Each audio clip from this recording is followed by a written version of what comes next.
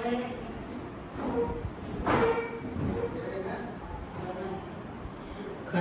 tak punya sakit, dah lama dah ambil insurans.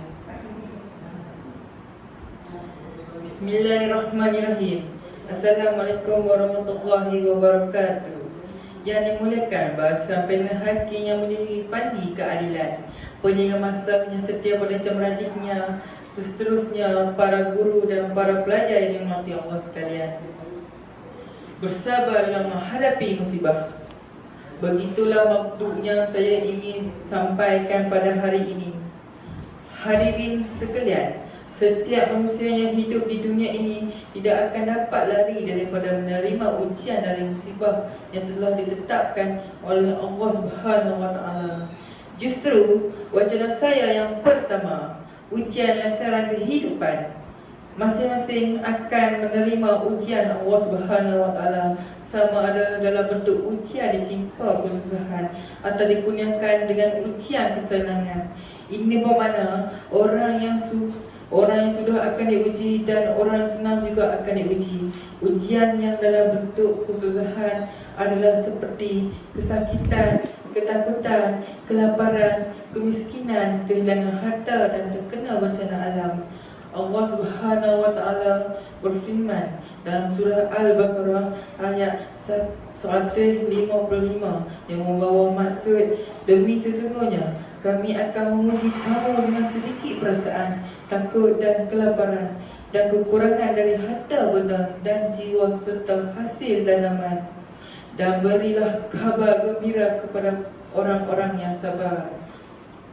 Para hadirin sekalian, wacana saya yang kedua, sabar senjata mukmin.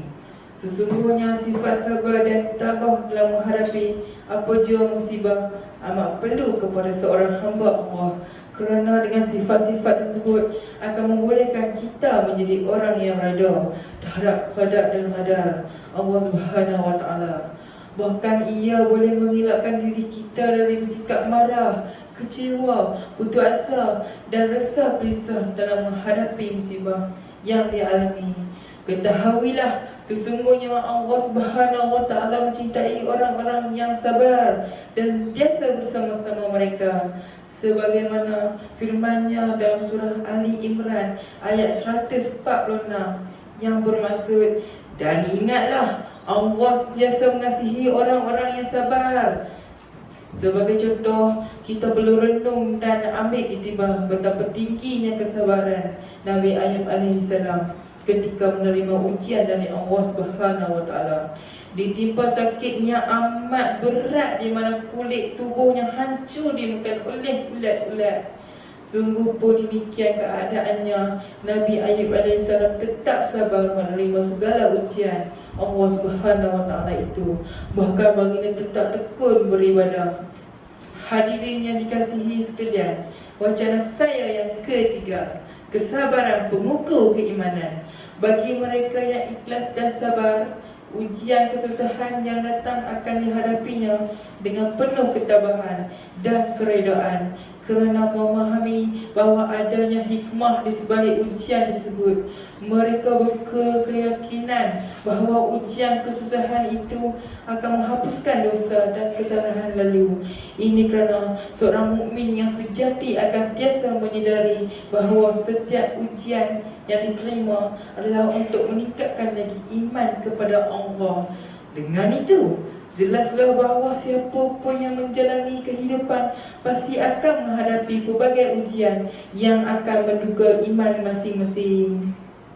Hadirin yang dikasihi, kesimpulannya, sebagai hamba Allah yang beriman, kita hendaklah bersabar dan tabah menghadapi segala ujian yang menimpa ke atas kita, kerana semua itu adalah qada dan qadar Allah Subhanahu Wa Taala. Mudah-mudahan Allah Subhanahu Wa Taala akan sentiasa bersama dan sentiasa melimpahkan rahmat dan hidayah serta memberi perlindungan kepada kita.